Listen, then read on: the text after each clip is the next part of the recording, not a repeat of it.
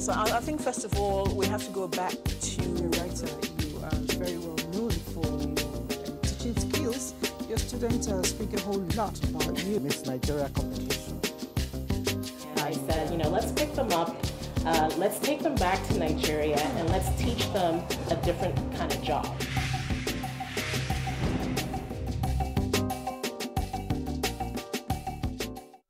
It's always a joy to be on this platform, The Woman, where we bring you delectable ladies who are reaching out, touching lives, and, you know, compulsively making change around wherever they find themselves. Today, I have a lady who is, for me, very exciting, a lady who is very daring, a lady who, for her, it is not just enough to go to school and study. It is not just enough to make money, but it is a compulsive need to reach out to people, especially the young ones. Join me as I welcome Dr. Wunmi Hassan, a computer specialist. Nice to have you on set. Thank you. All your life you've done science, and computer. I get to imagine people like Mike Zuckerberg and the physicist who just passed on, Stephen. You know, may he so rest in peace. But you look quite different. Maybe that's because you're a woman. Perhaps. All right, but I'm wondering, you know, a lot of people, women are going into what you're doing, but a lot of times we're finished, we don't really take it to the next level. But you have been, you know, taking it to not just the next level, but finding difference in what you're doing. What's the move? What's the push? What propels you? Wow, that's a big one. But yes, first of all, let me say, I want to say thank God to my parents, my dad, my mom, especially my mother. She actually was a very great woman, and she's still alive, and I thank God for her. She's not literate. My mom didn't go to school, maybe just at the primary level, but she made up her mind that all her children, especially the females, must go to school. That's great. And of course, my father was a no person. I grew up in a family where if you don't go to school, you don't have anything to ask for. In other words, my father asks you every time, what have you done this period? And then what next for your school? So that was a great motivation. So I grew up in a family, though polygamous, that actually gave everybody an opportunity to think about your future. And so I went to school studying computer science, and I realized that there were quite a lot of interesting things about computer science. That time it was almost new, and everybody, I mean, my university were the second set, though it's a state university, you know. And then it was getting interesting to me that, oh, so we can actually be either a software programmer or an hardware person. And I particularly became interested in the hardware, interestingly. So it takes me to challenge the status quo, because it seems the mask you want to climb, it's for males. And then I was asking all the time, why can't I do it? We both learned in class. We all did very well in the school. You and the boys. And then you and the boys. And so why can't I do it? But unfortunately, the first slam I had was going for a job interview. And they told me, yes, you did very well. As a matter of fact, you came first. But because you are a lady, we think you can't do it. Oh, wow. No. I cried out of the hall. I ran out. Then I was married, interestingly. So I ran to the shoulders of my husband, who just felt, no, that's not supposed to be. And so I volunteered to still work with them, even though they are not giving me full charge. Okay. So I just want to work. I just want to learn more. And that time, what was intriguing was the fact that beyond what people see as their computers that work, there are a lot of back-end activities that goes into what we see. So interestingly, my thesis at BSc was on client-server system, which gives me an opportunity to understand what they call the server end of the system. So what we see majorly is like a workstation, is like the client services. But the server head was another experience. And I got a motivation to love that with my what they call industrial training time. I work with an IT firm where two great men, today I give a shout out to them, Mr. Ayokupolui and Mr. Olarewaju Elijah. They motivated me. They looked at me and said, "Hey girl, what do you think you would do with us in hardware room?" So they initially would send me to the secretaries and said, "Go and learn Microsoft Word, learn PowerPoint. Those are things that ladies should do." And then I will go and learn, and I will come back and peep into the hardware room and see the guys, all the machines everywhere dismantled. And I'll come back and say, "But that's why I came for industrial training.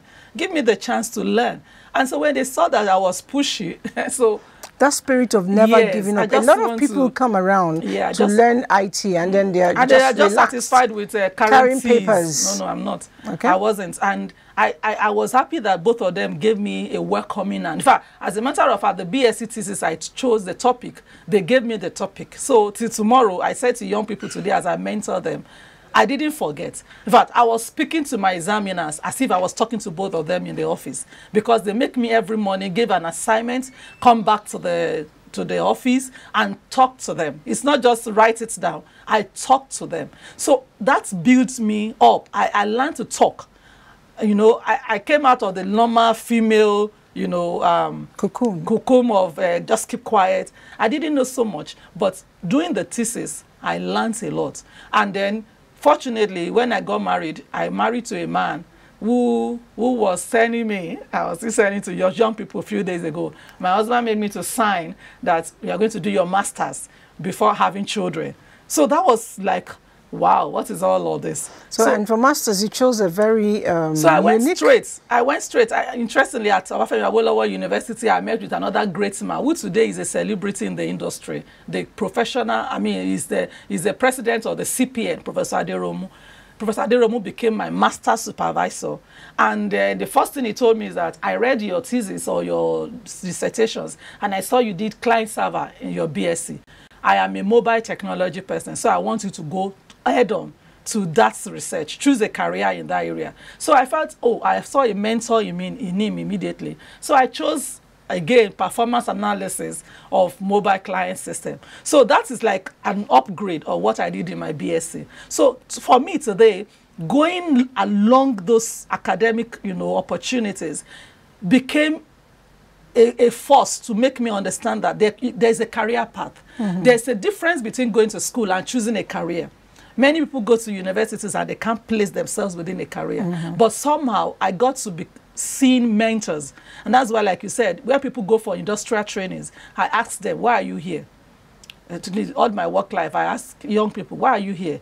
What do you want to gain after here? You may not have a clue where you are coming in, but understand the system of the office where you are working, and then see where you fit in, and then begin to look for one or two of them among the men. Now, with your experience, you know, yeah, with the young people, I know you're so much into mentorship. Yeah. What do you think is the most challenging, you know, issue for them? What's the most challenging issue for them? Everybody wants a quick win or get rich quick attitude. That's what is the most. I just told you of what my experience was. I could have been out of the entire system at that pulpit of that office where they said, you are a lady, you can't do it. But I chose to volunteer. So they gave me a very interesting position, associate staff. For me, it was great. I worked there for over 1 year without a single day pay. Now, did they get to value your inputs later? Well, thankfully, yes, they did. And why? Because in between the working there, I started the NGO, which is actually to train women and girls in using computer. I felt if these people felt I'm so good, but I'm not good to work, but I'm good to train people, I can tell people what I know. For me, it was a good plus. You know, you do interviews some places, they just tell you, sorry, we can't take you, you don't know why.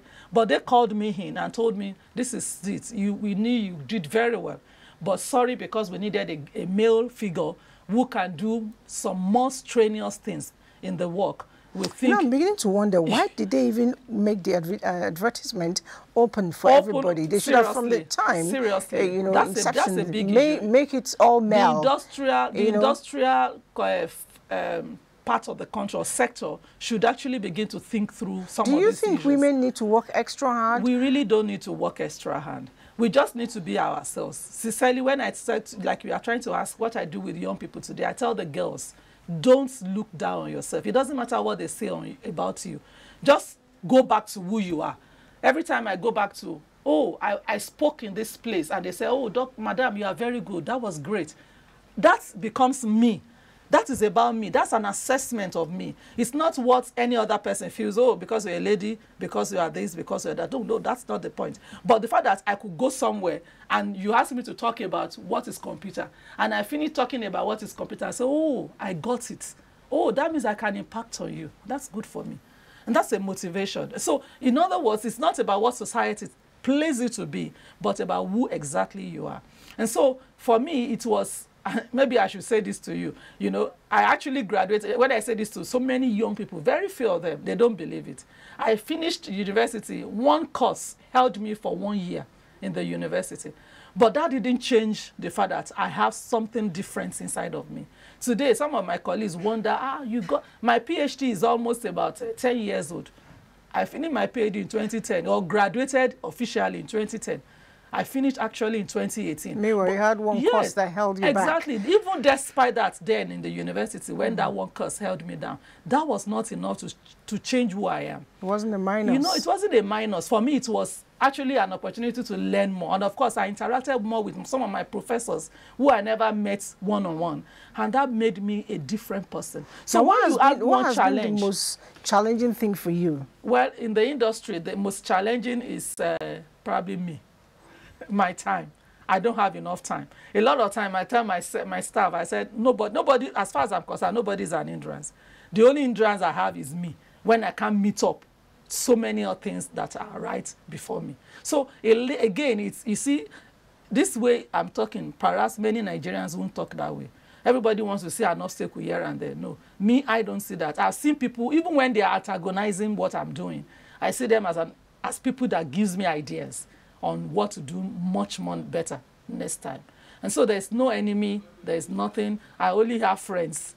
And then I tell people, all the friends are either doing me good or good or good or good. None does bad. I think I like that perception of life. No, that's the way to go. Quite interesting. From the family setting, from the office setting, I'd worked with government for a period of time. And I had colleagues who felt, so where are you coming from? So the fact that you are running that ahead, that you have that experience, so what? And that's the way the civil service is. But no problem, I don't have a challenge with that. Rather, I take myself immediately and say, what next? So it's not a matter of barrier to see. Many women actually get so depressed almost immediately, either from the family. It could be your husband. And I want to give a shout out to my husband. You know, I tell people with so much, and I'm happy that I'm saying this here, he's a great man. For you to have a husband that told you, no children the next 1 year or two, you need to finish your master's, because I had one of your uncles told me before we got married that, oh, marriage, why marriage? She's supposed to do her master's. And he kept it at the back of his heart. So immediately we settled in the marriage. You told me, sorry, no children now. You need to do your master's. So great. Eventually, when I finished my PhD, I called out my uncle back in the US. I said, sir, today I defended my thesis and I'm a PhD holder. And I'm ready to make children. And I'm ready to move forward more. You know, so it's not just the master's that it was envisioning for me. It goes beyond that. But see, all of that were because, interestingly, I had so many men. You know, I didn't mention any lady to you. Mm-hmm. So many men from university, BSc, to the camp, to masters, who were mentors. And so that's why I tell women today, it's not about gender equality, the way we put it, and rub shoulders. It's about finding the right people who can take you through who you need to be.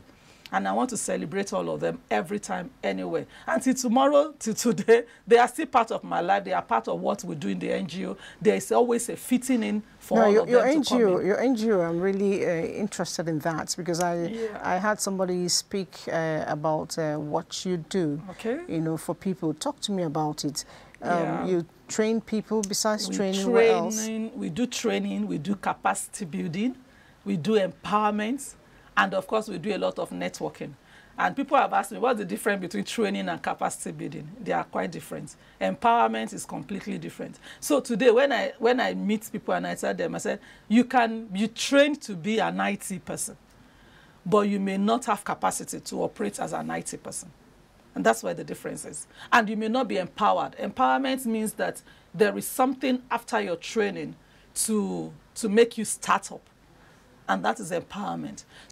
I came starting with the passion to train more women to be empowered. Girls should not have the kind of challenge I had, you know. And why? Because I felt girls should not go and apply for jobs. Like you just mentioned, what if the employers quickly just say, we don't want a lady to come in? For me, that was the only thing that looks saddening in my experience. And from a campus environment, that looks like, why should that happen? But for me, it wasn't such a bad problem. I just took a challenge and said, can I empower another woman? So that when they finish school or they are doing business or they are anywhere, they can actually stand on their own. Okay, now 15 years down the line, do you think you've been able to, you know, make a change in that direction? By God's grace. By God's grace. I have people that have worked with us, that have been volunteers, that are doing their own businesses by themselves, are doing greater jobs elsewhere. We have an initiative called Women Leaders Forum. That's for the wives of the big people in the society who have the whole capacity to do many things, but they don't know what to do. So we tell them it's an opportunity to know technology and use it as a platform to develop the younger ones in the communities in everywhere. We train women in ICT, women that are like you in professional fields. You are in the media group, and there are quite a lot of things coming up. You need to keep tab about that, but you need to understand the basics so that will help you to move on. So in the public sector, we have trainings for women, and then we have empowerment for females that are back in the university, what we call our Ladies Summit. Those that are in the tertiary institution, who have hopes and aspirations like I do, and I did. And then we came out, and then you are wondering what's next. And let me say this to us as women, so many things determine who we are in the future. When you are married to a man who doesn't believe in you going further in business, in professional cadres or career, you become an housewife and you don't have a choice. And the social norms in the society has told us to obey our husbands. The holy books, like I believe in, the Bible tells me to submit to my husband. So if he says I can't walk, then I can't walk. Then I sit down. So, but what do you do even though you become an housewife in the future? You are a scientist. You are you read technology. You are an engineer. And yet you have any reason. One of my friends finds herself stay with her husband. It's not a bad town, but you know it's not Lagos. It's not Abuja, so I'm not mentioning the name of the town. So that nobody feels, oh, so if we are here. But somewhere you don't expect. Somewhere that you think it's not a social class. Everybody wants to finish and be in Lagos, be in Abuja, be in Port Harcourt, and all those great cities. But you find yourself in a small city. What do? You need to think inwards. Even myself, I get it very fascinating today that, oh, so I can actually build the casing of a computer. By yourself? By myself. That means that if I can produce that, then the likes of local companies like Zynos, like Homatech, should consult me and begin to get my products. And that's what we are saying to women. We've learned it. We know the theories of it. Let's begin to do it. And we are happy that many people are ready to partner with us. Engineering technicians, who are those that are actually doing the rods, the cables and all of those stuff. And many other industries like that. Individuals that are doing things. We are calling more on them. The girls in school. Interestingly, when we hosted the Women and Girls Summit last week, we saw that the girls, they produced an ATM machine. ATM machine? I can't believe it. Done by girls? With wood, with small cables inside. And they pushed the money in, and the money came out. I said, wow, this is interesting. So we want to do it more. We want to show Mr. President in the next couple of months. Are you joining me? Yes, I am. Yes, in the next couple of months and year coming, that Nigerian women who are scientists, who are engineers, can actually produce. Let's leave the men to whatever they like. But what we are saying is that we have women who have the brain. We are more passionate. We are more settled. And we can actually come together and harness who we are to begin to produce. Now, you know, women are passionate, and every other thing put together, we are talented. We are multitask. You know, somebody once said that we have multiple boxes in our brain, and we link them real perfectly well. And I know one of the boxes in our brain is a family box. You've talked so much about Mr. Hassan, your husband. And I'm wondering, the life of an engineer, the life of a computer person, the life of a scientist, A lot of times it's very boring. A lot of times it's very busy. How do you find time for family? How do you coordinate? The interesting thing about my life and the career is that everything I want to do is on my laptop. Including your family? Everything is on my laptop in my career. So that means that my laptop can sleep by my bedside. That's my logic most of the time. And let me say this openly, you know. A lot of time people have asked me questions. How are you coping? Like you're trying to ask. I learned to separate issues. So I tell my staff when we are in the office, interestingly, my office is in my house. People have been wondering, Dr. Azad, where is the office? Where did I give them the address and they come? Your house? I said, yes. I'd worked elsewhere and I have seen a bit of the challenges that can come in between my work. Because that's with the IT work, you can actually stay on your laptop working and forget that time is gone.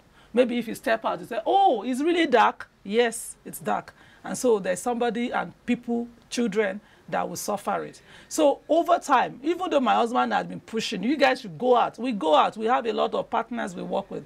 But the official office of iTech is in my house. So we've dedicated the study of the house to be high-tech office. And that's I say to every woman, you know, it's a way of me encouraging every other woman to say, you don't need to be looking for anything elsewhere. The work that high-tech does, by the grace of God, is enormous. But we have a planning center, right? So I can actually make sure that lunch is ready before everybody comes back. I have a helper that works with us in the house, so she has her assignment. The office people will have our assignment.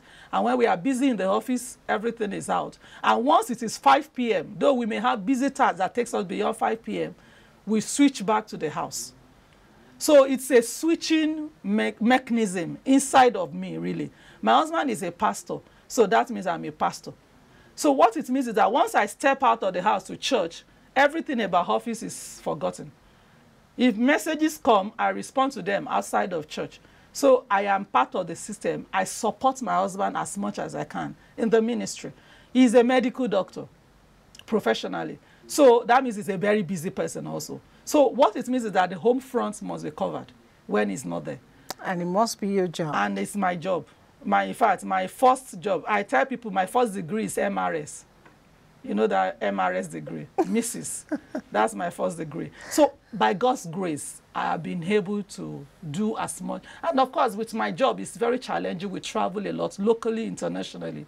But I have a man who is understanding, who understands what I'm doing, who by God's grace have seen our progress in couples of years and could say, oh, thank God for you. If men get to support the women, the women will go places. We will go a long place. In That's fact, good to know. We will go places. I can tell you that sometimes somebody made a small comment to my husband. I said, oh, you gave her 1 bit and she's flying 10 inches. My husband said she was at home for 4 years doing nothing. And nobody came to sympathize with me and find out how we were coping. So if God has helped her to start and she's moving on, I should support her. I think we should actually have a way of saying our big thank you to yes, Dr. Hassan. A big thank you for supporting your wife and by extension, all women. All women. Because all men should actually toe that line. That's my thoughts. Seriously. Thank you so much. I really encourage a lot of women and husbands to please give it out. Just give it a try. Initially, it wasn't funny. It was not so understanding what I'm doing. Oh, why don't you get to office and come back and like everyone? But when I started going to office, of course, too, I put in all my time. And he knew that I was progressively making an impact. By God's grace, I work with the agency where we produce the first science, technology, and innovation policy for Nigeria, proudly led by my little girl sitting here. So he saw all of those progressions and he could work with me. He's a doctor. He also is into family health. So we do a lot of things in policy. My PhD is on policies. So I work with policymakers. I come up with policy programs for organizations, with governments. So he sees all of that. And that is impactful. And I always made a joke to him. I said, you know, everybody may not know Biodun Hassan, but they know Wunmi Hassan. And it is not Wunmi Ojo, my father's name. It is Wunmi Hassan. So it is you they know. By knowing me. So anyhow nice. It is, the family, the work life, the church, everything by God's grace is balanced. And you don't want to know that I do some small businesses too. that keeps me going as a woman. You know, it's just a woman I instinct. told you, women, we're multitask. Women and we instinct. never get tired. Yes. When you think we are getting down, we're getting up. All we ask is the men should give us the support. Thank you so much, Wunmi Hassan, Dr. Wunmi Hassan. Like she said, it's not Wunmi Ojo. It is Wunmi Hassan. Yes. That's the husband's glory. So what it tells us is the men should please give us more support to get to succeed in life, because when we do, really, the glory goes back to you. On that lovely note, I beg to take my leave now on the show, The Woman. Please continue to be supportive of the women, and the women, please never look down on yourself, because you're the spice, the salt of the earth. Bye for now.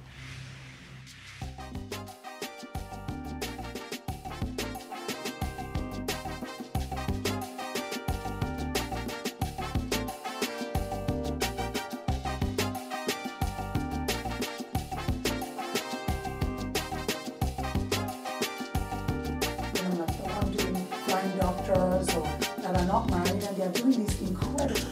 Well, there's a myriad of things. So I think first of all we have to go back to You're writer. You are very well known for your teaching skills. Your students speak a whole lot about you. Miss Nigeria competition. I said, you know, let's pick them up, let's take them back to Nigeria, and let's teach them a different kind of job.